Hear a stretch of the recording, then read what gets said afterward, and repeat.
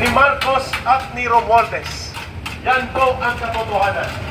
Bilang panimula sa ating mga pagtitipon na ito, ay inanyahan natin ang lahat na mga pwedeng sumama dito at mga pwedeng maimbita sa mga text message, sa mga messenger natin. Pulungin natin ito sa darating na araw. Ang lugar na ito ay magiging lugar ng pagdadausan, ng panawagan upang lumayas na ang inutil pasimuno ng pandarambong na gobyerno ni Marcos at ni Romualdez. Yun ang katotohanan. At bilang panimula, mga kababayan, iniimbita natin ang lahat na magtipon dito, mapayapang paraan, at kung tayo ay magkaroon ng madami-daming mga pilang mamaya, lilipat tayo dito sa likod ng EDSA Shrine, dyan po sa may malapit lang dito rin sa Robinson's area. Bilang pagsisimula, ipanawagan natin si Brother, former Undersecretary Ben Ranque sa paunang mga pagsasalita at pagpapahayag nitong tuloy-tuloy na pagsambulat na ng pagkagalit ng mamamayang Pilipino na ngayon ay nagsisimula ng lumabas at ngayon naninindigan na upang ipakita sa buong mundo na hindi po tayo bansa na nagiging bahagi ang mamamayan na tahimik lamang sa mga magnanakaw at nanungurakot at nanungulimbat sa kaban ng bayan. Maya-maya po, mga 5:30 to 6 p.m., madami na po ang mga taong bayan na nandito sa ating paligid. Yusik Ben, ikaw muna ang magbibigay ng mga maunang pagpapahayag at pagpapaliwanag. Magandang hapon sa ating lahat. Magandang hapon, Pilipinas. Magandang hapon. Mayong hapon, kanatong tanan, mga Bisaya. Ay, mga Bisaya man, ang uban din niya karon. Mayong hapon, kanatong tanan. Nagawag ko. Nandito po tayo dahil tayo po ay mga taxpayers. Akala ng lahat, lalo na yung mga maliliit na tao sa lipunan, yung mga ordinary, akala nila wala silang buwis. Yun ang akala nila na wala silang buwis, pero mali yun.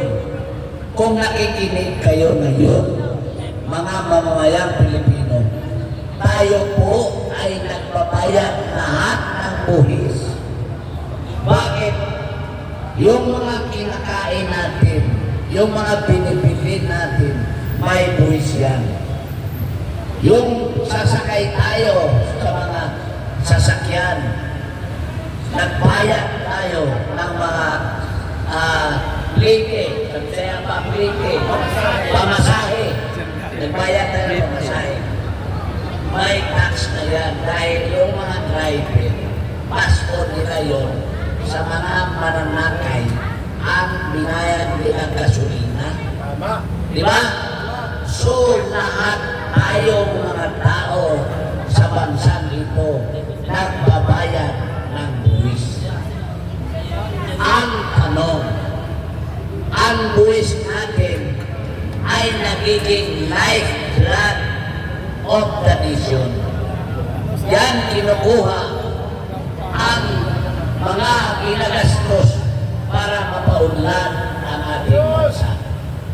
Yan kinukuha ang ating mga galing sa taxes. Yan kinukuha ang para sa infrastructure, para sa health services, at iba't ibang mga ginagastos ng gobyerno para sa taong bayan. Pero anong nangyari?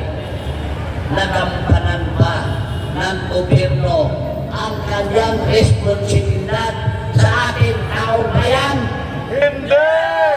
Nagampanan ba nila ang pagpa-hospital ng mga taong kapatid natin na may sakit? Hindi! Nagampanan ba nila ang mga pagkain na mura para sa atin? Hindi!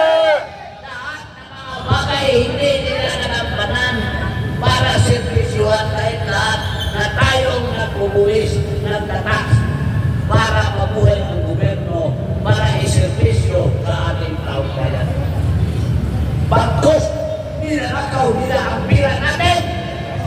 Tama ba ko, ninanakaw ba nila ang pera natin? Madaling nakawin ang mga pera na binuwis ng ating dugo para mabuhay ang ating bansa. Bagkus, nagbibigay tayo ng buwis, nangungutang pa sila. Bumibinta pa nila ng mga gold natin at meron pa silang plano na lahat na ari-arian sa Pilipinas ibinta nila. Mga magnanakaw sa gobyerno, galit na ang taong bayan. Sobra na. Dapat mag-ingay tayo. Sobra na yung ginagawa nila. Pero mo, that control, kaya sinasabi ko, ang Panginoon lang talaga ang nagbigay sa atin na mamulat na kayo. Nung suna ni nakaraang taon, nagsuna si Pangag BBM. Nahambog siya ng 5,500 flood control. Ipinagtanggol pa niya ang mga ninanakawan na flood control. Pero ano ginawa ng Panginoon pagkaumaga? Inulan na bumagyo. Lumutang ang mga bahay, ang mga tao, nagbaha.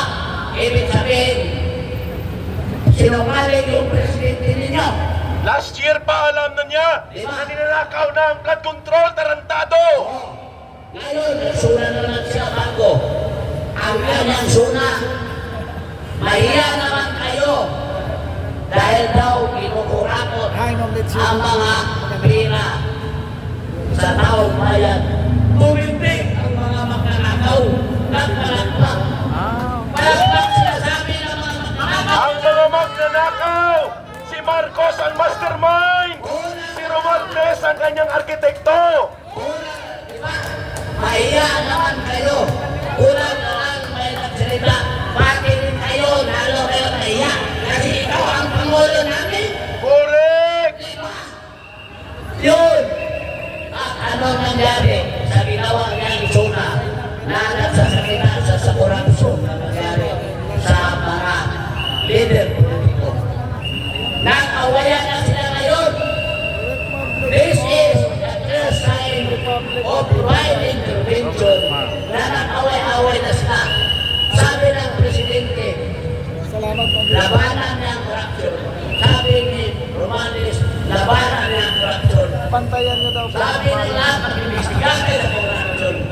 Aba, sino ang imbestigahan nila? Di ba dapat sarili nila ang kanilang imbestigahan? Tama!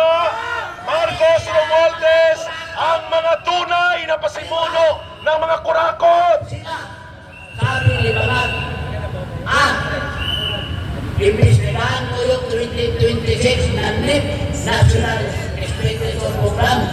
Buwang lago, baliw, mga walang utang. Ikaw ang presidente. NEP is being prepared at your department. It's your department.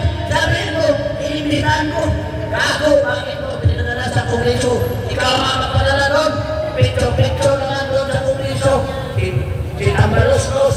Kaya, di ba nga, ito ang libro na net natin. Ano pa nangyari sa kanila?